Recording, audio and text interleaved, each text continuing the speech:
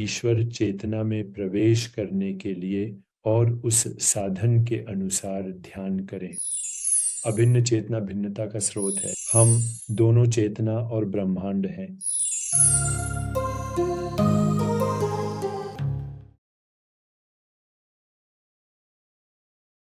मतलब मतलब ऐसे योगी के लिए भिन्न दृष्टिकोण उसका भोजन है, या अपनी प्रकृति का ज्ञान उसका भोजन है। तो मैं लक्ष्मण जी के कहे को पढ़ूंगा, फिर कोशिश करूंगा और इसे थोड़ा और समझाने की, यदि संभव हो। योगी भिन्न दृष्टिकोण को खाता और पचाता है।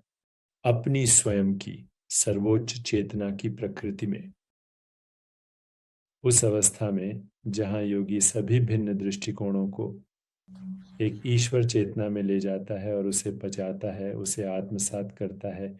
न केवल भिन्न दृष्टिकोण पचाए जाते हैं, बल्कि भिन्न दृष्टिकोणों के साथ साथ मृत्यु, समय, सभी क्रियाएं, अच्छी या बुरी, जीवन के सभी परिवर्तन, सभी धारणाएं, अच्छी या बुरी, और अद्वैत या द्वैत के प्रश्न की सभी चर्चाएं भी उस दिव्य चेतना की सर्वोच्च एकता में पचाई जाती है। इस संसार में किसी एक साधन को लें और कोस 12 साधनों या उपायों में से ईश्वर चेतना में प्रवेश करने के लिए और उस साधन के अनुसार ध्यान करें। उस साधन पर लगातार दिन प्रतिदिन अभ्यास करने से जो पूर्णता आप अनुभव करेंगे, वह आपको पूर्ण संतोष और आत्मा की पूर्णता प्रदान करेगी। विज्ञान भैरव। हमेशा अपनी सभी गतिविधियों में जागरूकता बनाए रखें। ठीक है, तो आइए इसे समझाते हैं। भिन्न चेतना है। हमेशा आप सब कुछ, ये पूरा ब्रह्मांड और इसकी उपस्थिति, सभी शरीर, मन, सभी मस्तिष्क, सभी संवेदनशील प्राणी और उनकी धारणाएं, यह भिन्न चेतना है।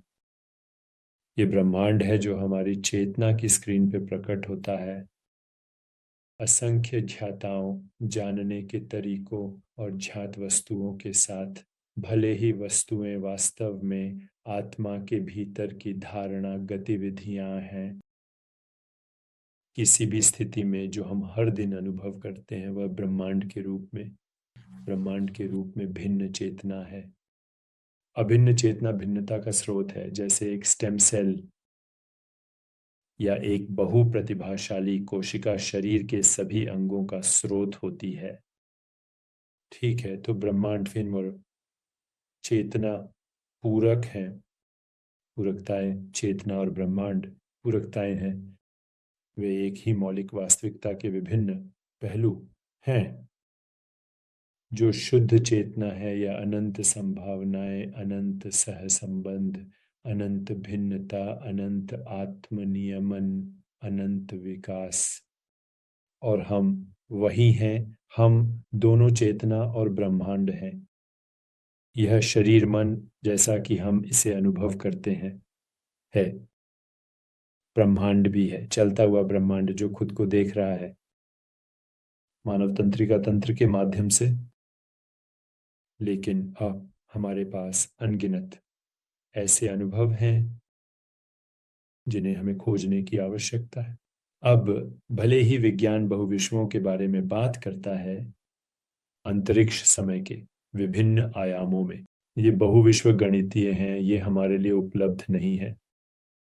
लेकिन अगर आप समझते हैं कि शिव सूत्र क्या कह रहा है या भगवान शिव की शुद्ध चेतना क्या कह रही है, तो वास्तव में अनंत ब्रह्मांड हैं जो चेतना के विशाल विस्तार में आते और जाते हैं, जैसे प्रकाश की किरण में नाचते हुए धूल के कण।